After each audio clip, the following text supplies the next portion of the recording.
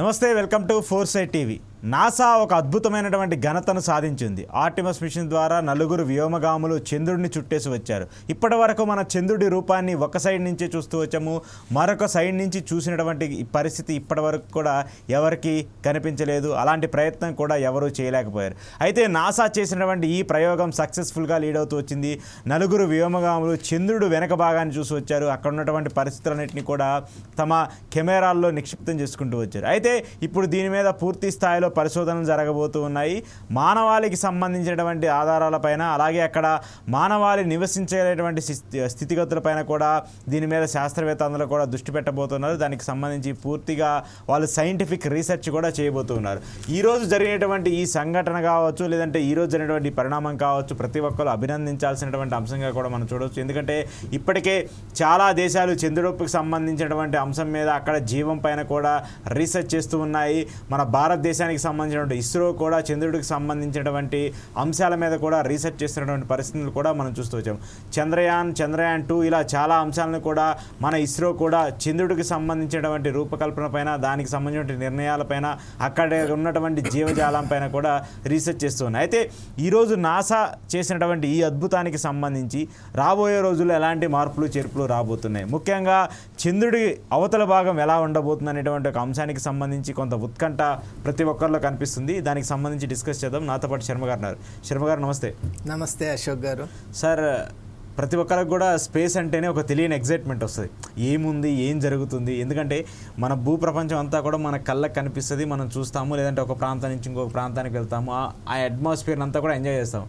But space అనే దానికి కూడా ఎప్పటికీ ఒక క్వశ్చన్ మార్క్ కనిపిస్తుంది, ఎందుకంటే అక్కడ ఏముంటుందో ఎవరికి తెలియదు. కాబట్టి ఈరోజు నాసా చేసినటువంటి ఒక అవుట్రీచ్, ఇది ఒక సక్సెస్ఫుల్ లీడ్ అని చెప్పొచ్చు మనం. సో చంద్రుడిని మనం ఒక్కవైపు దాకే చూసుకుంటూ వచ్చాము. ఈరోజు దాన్ని వెనక సైడ్ కూడా ఏముందో కూడా నాసా స్టడీ చేసుకుంటూ వచ్చింది. ఏం చెప్తారు? ముఖ్యంగా అశోక్ గారు, ఈరోజు చాలా సంతోషంగా ఉంది. ఎందువల్ల అంటే ఆర్టిమస్ మిషన్ 2 ఇంత ఘన విజయం సాధించడం, ముఖ్యంగా వ్యోమగాములందరికీ, ఆస్ట్రోనాట్స్ అందరికీ కూడా అభినందనలు తెలియజేస్తూ, నాసాకు అభినందనలు, అలాగే ప్రపంచంలో ఉన్న ప్రతి దేశానికి కూడా ఇది నిజంగా మానవుని యొక్క అద్భుతమైనటువంటి ఒక రూపకల్పన, పరిజ్ఞానానికి ఒక గీటురాయిలాగా మనం తీసుకోవచ్చు. ఓకే. ముఖ్యంగా మనం గమనించినట్లయితే మీరు అన్నమాట చాలా నిజం. స్పేస్ అనేది లిమిట్లెస్. అండ్ మనకున్నటువంటి బిగ్ బ్యాంగ్ థియరీ ద్వారా, మోడర్న్ ఫిజిక్స్ ఏమంటుందంటే, బిగ్ బ్యాంగ్ థియరీ ద్వారా స్పేస్ అనేది అలా ఎక్స్పాండ్ అవుతూ ఉంది ఇన్ ఆల్ డైరెక్షన్స్. అది ఎంతవరకు అనేది ఇంకా తెలియదు. నిజంగా చెప్పాలి అంటే ఆర్టిమస్ మిషన్ వల్ల ఎందుకు ఇంత ఎక్సైటెడ్గా ఉన్నామంటే, అసలు స్పేస్ అంటే ఏంటి, యూనివర్స్ అంటే ఏంటి, how big is this universe అని కనుక్కోవాలి అంటే మనం ఒక పాయింట్ ఆఫ్ కాంటాక్ట్ దగ్గర నిలబడి ఈ ప్రపంచాన్ని చూసే ప్రయత్నం చేయాలి. కానీ అన్ఫార్చునేట్గా ఎలా ఉందంటే, భూమి మీద చూద్దామంటే అట్మాస్ఫియర్ అడ్డుగా ఉంది. అలాగే రేడియో ఫ్రీక్వెన్సీ అనేటువంటిది, రేడియో కమ్యూనికేషన్ వ్యవస్థ బాగా డిప్లీట్ అవుతుంది. అలాగే వేరే ప్లానెట్ మీద పెట్టి చేద్దామన్నా కూడా అక్కడ ఉన్నటువంటి అట్మాస్ఫియర్, అలాగే గ్రావిటేషన్ అనేది ఇంటర్ఫియర్ అవుతుంది. అయితే మూన్ అనేటువంటిది, చంద్రుడు అనేటువంటిది ఎంత ఒక ఐడియల్ ప్లాట్ఫామ్ అంటే, చంద్రుని మీద నిలబడి మనం ప్రపంచం యొక్క ఉనికిని మనం గమనించేటువంటి ఒక అవకాశం ఉంది. అలాగే formation of the earth, evolution of the earth, evolution of the universe, evolution of the constellations, ఇవన్నీ కూడా స్టార్ ప్యాటర్న్స్ కానివ్వండి, బ్లాక్ హోల్స్ కానివ్వండి, డ్వార్ఫ్ ఆబ్జెక్ట్స్ కానివ్వండి, డార్క్ యూనివర్స్ కానివ్వండి, కంప్లీట్ స్పెక్ట్రమ్ ఆఫ్ ది యూనివర్స్ని గురించి మనం స్టడీ చేయాలి, అధ్యయనం చేయాలి, తెలుసుకోవాలి అంటే దానికి మూన్పై ల్యాండ్ అయ్యి అక్కడ ఒక స్పేస్ స్టేషన్ మనం ఏర్పాటు చేసుకొని, ఒక అబ్జర్వేటరీ బేస్ను మనం ఏర్పాటు చేసుకొని, అక్కడి నుంచి కనుక మనం వైడ్ అండ్ టెలిస్కోప్స్ ద్వారా కనుక మనం చూడగలిగితే యావత్తు విశ్వాన్ని కూడా మనం తెలుసుకునేటువంటి ఒక అవకాశం ఉంటుంది. అక్కడ ఉన్నటువంటి కండిషన్స్ ఆ విధంగా ఉన్నాయి. కాబట్టి మూన్ ఎక్స్ప్లోరేషన్ అనేటువంటిది it is in fact a kind of universal ఎక్స్ప్లోరేషన్గా మనం భావించవచ్చు. అలా ఈరోజు 4 వ్యోమగాములు కూడా, రీడ్ వైస్మ్యాన్ యొక్క నేతృత్వం, అంటే కమాండర్ ఇన్ చీఫ్ అతను, అలాగే గ్లోవర్ ఉన్నాడు చీఫ్ పైలట్గా, అలాగే క్రిస్టినా కోచ్ అని ఫస్ట్ విమెన్, అలాగే జేసన్ హ్యాన్సన్ అని కెనడియన్ అతను. ఈ 4 వ్యోమగాములు కూడా ఒక అద్భుతమైనటువంటి వాళ్ళ సమిష్టి కృషి చేత మనకు ఎంతో వాల్యుబుల్ ఇన్ఫర్మేషన్ అక్కడి నుంచి తీసుకొని వచ్చారు. ముఖ్యంగా డీప్ స్పేస్ ఎక్స్ప్లోరేషన్ అనేటువంటిది మనకు చాలా ముఖ్యం. అసలు హ్యూమన్ యాక్టివిటీ డీప్ స్పేస్లో ఎలా ఉంటుంది, మనిషి డీప్ స్పేస్ కండిషన్స్కు తట్టుకోగలడా, అలాగే డీప్ స్పేస్లో మన శరీరంలో ఎటువంటి మార్పులు జరుగుతాయి, అలాగే ఓరియన్ క్యాప్సిల్ ఏదైతే ఈ సైంటిస్టులను అక్కడికి తీసుకొని వెళ్ళిందో అది ఎంత చక్కగా ఆ కండిషన్స్ను తట్టుకోగలదు. నిజంగా చెప్పాలి అంటే ఈ సందర్భంగా నాసాకు ప్రత్యేక కంగ్రాచులేషన్స్ చెప్పాలి. ఆ వెజల్ని ఎంత చక్కగా క్యాప్సిల్ని డిజైన్ చేసిందంటే రీఎంట్రీ టైంలో అట్మాస్ఫియర్లోకి వచ్చిన తర్వాత ఒక ప్లాస్మా లేయర్ ఏర్పడిందా మొత్తం క్యాప్సూల్ చుట్టూ. అప్పుడు temperature was around 5000 degrees centigrade Fahrenheit. మరి అంత ఉన్నప్పుడు కూడా క్యాప్సూల్ తట్టుకొని రాగలిగింది అంటే నిజంగా మన యొక్క మెటీరియల్స్ సైన్స్ అండ్ ఇంజనీరింగ్ ఏ స్థాయిలో ఉందో మనం గమనించవచ్చు. అలాగే డీప్ స్పేస్ ఎక్స్ప్లోరేషన్ టైంలో మన వాళ్ళు చేసినటువంటి అనేక ఎక్స్పెరిమెంట్స్ కానివ్వండి, అలాగే వీళ్ళు చేసిన అబ్జర్వేషన్స్ వల్ల నిజంగా మనం మూన్ పైన ఎలా అక్కడ ఒక బేస్ క్యాంప్ని ఏర్పాటు చేసుకోగలమా, మూన్ యొక్క కండిషన్స్ ఎలా ఉంటాయి, మరీ ముఖ్యంగా అశోక్ గారు అన్నట్టు we have seen the other side of the moon. That's quite pretty exciting. ఎందువల్ల అంటే we are used to seeing only one facet of the moon, the other facet is unknown. మనకు అసలు అక్కడ what type of structures are there, what type of phenomenon is going on అని కూడా మనకు idea లేదు. కాబట్టి ఈసారి ఫర్ ది ఫస్ట్ టైం మనం చూసాం. మరొక ముఖ్యమైన విషయం ఏంటంటే చంద్రునికి సంబంధించిన పెరిఫరీనే కాకుండా they have travelled beyond. Okay, అది కూడా ఇంతవరకు ఏ హ్యూమన్ బీయింగ్ కూడా వెళ్ళనంత దూరం వెళ్ళి ఒక ట్రాజెక్టరీలో తిరిగి వచ్చారు. కాబట్టి ఇన్ఫ్యాక్ట్ మనము మూన్ అబ్జర్వేషన్తో పాటు డీప్ స్పేస్ అబ్జర్వేషన్ కూడా చేసాం. మరి ఆ తర్వాత అక్కడ ఉన్నటువంటి స్థితిగతులు కండిషన్స్, మరీ ముఖ్యంగా మనకు మూన్ ఎక్స్ప్లోరేషన్లో హీలియం అక్కడ బాగా దొరుకుతుంది.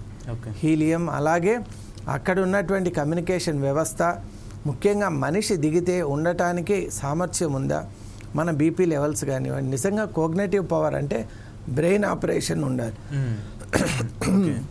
So all these conditions really matter a lot. కాబట్టి ఇవన్నింటినీ కూడా చాలా చక్కగా పరిశీలన చేశారు. పరిశీలన చేసిన తర్వాత అక్కడ వాళ్ళు చాలా మన క్రిటికల్ డేటా తీసుకొని వచ్చారు. కాబట్టి the reentry was really beautiful. మనం ఆ రోజు ఎలా అయితే the rocket when it flew into the space మనం అందరూ కూడా ఎంత హ్యాపీగా ఉన్నామో, the kind of reentry they made, they splashed into the Pacific Ocean, అది కూడా ఇట్ వాస్ ఈక్వల్లీ బ్యూటిఫుల్. మొత్తం ప్రపంచంలో చాలా most of them enjoyed those vital moments. ఎందువల్ల అంటే ఆ seconds are very very memorable.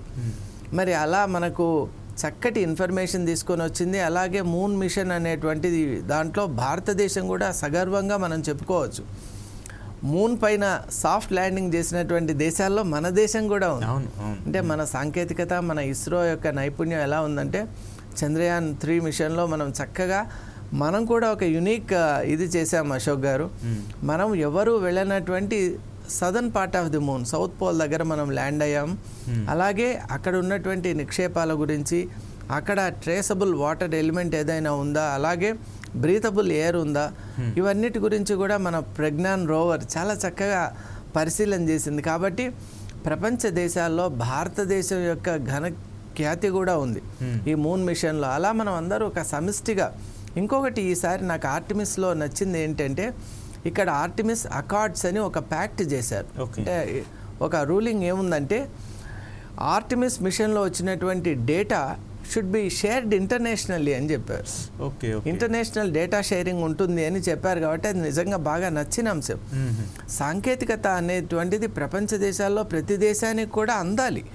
అది కేవలం కొన్ని దేశాలకు మాత్రమే పరిమితం కాకూడదు, లిమిట్ కాకూడదు, వాళ్ళకు మాత్రమే ఒక ప్రెజుడిస్ అనేది రాకూడదు. కాబట్టి నిజంగా ఈ మిషన్లో హ్యుమానిటీ ఈజ్ వన్ అనేటువంటిది ఎస్టాబ్లిష్ అయింది. అలా మనం అందరూ ముందుకు వెళ్ళాలి. మనం నిజంగా డీప్ స్పేస్ ఎక్స్ప్లోరేషన్ ద్వారా మరికొన్ని అద్భుతాలను కూడా ఆవిష్కరింపబోతున్నాం అనేటువంటి ఒక విశ్వాసం కూడా నాకు కలుగుతుంది. ఖచ్చితంగా సార్, ఇది ప్రతి ఒక్కరు అభినందించాల్సింది, సంతోషించాల్సినటువంటి విషయం. ఎందుకంటే ఇప్పటి వరకు మనం కావచ్చు, ఎవరైనా సరే, ఇప్పుడు మన దేశాలకు సంబంధించిన అతీతంగా పక్కన పెట్టేస్తే ప్రతి ఒక్కరు కూడా వేరే గ్రహాల మీద జీవరాశి ఉందా అనే దాని మీద కూడా రీసెర్చ్ చేస్తూ ఉన్నారు, ప్రయత్నిస్తూ ఉన్నారు. కాబట్టి ఫస్ట్ కేసు చాలా కంట్రీస్ సక్సెస్ అవుతూ వచ్చాయి, దాంట్లో భారతదేశం కూడా ఉంది. కాబట్టి అది కూడా ఒక గొప్ప విషయంగా చెప్పొచ్చు.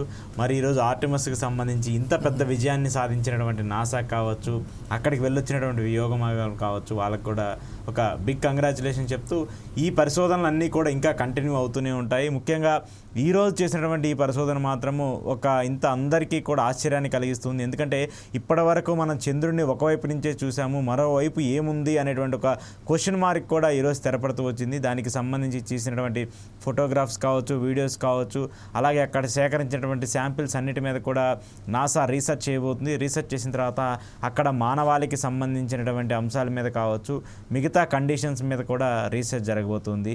ఆ తర్వాత మానవులకి సంబంధించినటువంటి అడుగు పెట్టే అవకాశానికి కూడా ప్రయత్నించేందుకు కూడా నాసా కావచ్చు, మిగతా అన్ని శాస్త్రీయాలకు సంబంధించిన పెద్ద పెద్ద ఇస్రో లాంటి అంశాలు కావచ్చు, వీళ్ళందరూ కూడా ప్రయత్నిస్తున్నారు. కాబట్టి అదేం జరుగుతుందో కూడా చూద్దాం. Thank you. Stay tune with foresight TV.